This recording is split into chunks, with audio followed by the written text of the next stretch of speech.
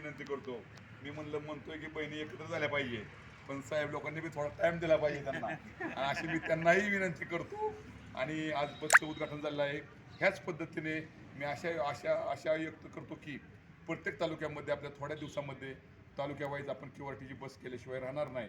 आणि जो सैनिकांवर जो अन्याय अत्याचार आपण बघत आहे की चाटे साहेब असतील, चंदनशिव साहेब असतील, खरात साहेब असतील, परत QRT कमांडर साहेब असतील, ह्यांची एक तळमळ, काम करण्याची तळमळ, आपण गेलं पाहिजे, त्यांचा प्रश्न सोडवलं पाहिजे.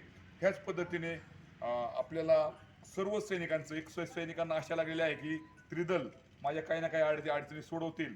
आणि मी असं भगवानच्यांनी प्रार्थना करतो की बाबा आम्हाला बी आजोबा आजींनी, सर्व बहिणींनी, सर्व महाराजांनी असं आशीर्वाद दिला पाहिजे की इथून पुढं एकाही सैनिकाचा फोन आला तरी आपण त्याची अडचण सोडू, असं मी हे करतो आणि थांबतो.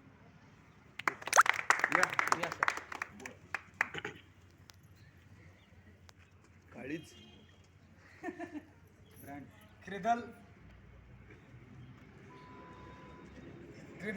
सैनिक संघटना महाराष्ट्र राज्य आज देळगाव राजा जिल्हा बुलढाणा आणि आपलं सिंदखेड राजा जे की शिवाजी राजे यांच्या आई माता जिजाई यांचं पावन सिंदखेड राजा म्हणजे आपलं बुलढाणा जिल्हा येणारं तालुका, आज इथं आपले राष्ट्रीय अध्यक्ष संदीप बहुलगड साहेब आणि आई बाबा सर्व महिला भगिनी, आता साहेब लोक सर्व रोजच आहे सोबत, खासकर महिला भगिनी आणि आई बाबा यांचा आशीर्वाद लाभला आणि तो असाच लाभत राहा. साहेबांनी जो शब्द दिलेला आहे की तालुका वाईज आपली QRT बसच नाही तर आपले तालुका वाईज महिला कार्यकारिणीचं ऑफिस बी उभं राहील, जे की स्पेशल राहील त्रिदलचं, असं मी आज सांगू इच्छितो.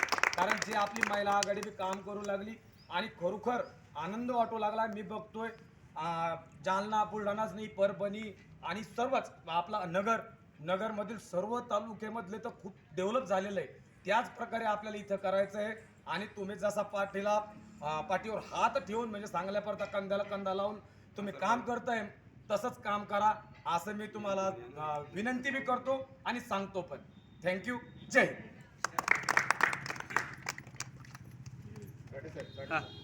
बोलूच का तुम्ही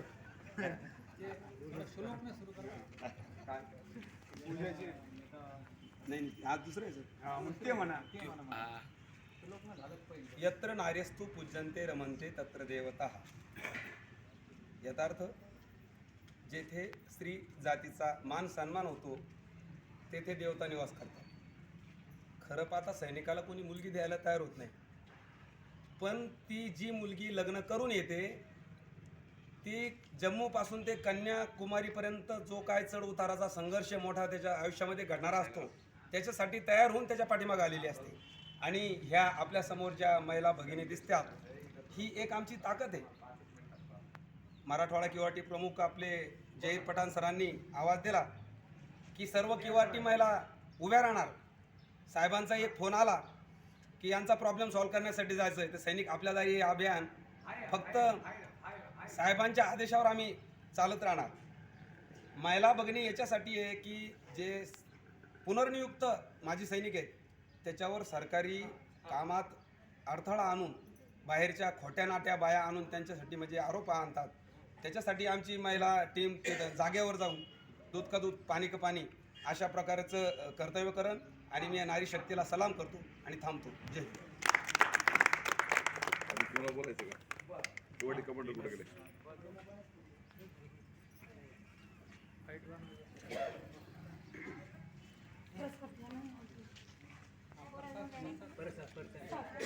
हां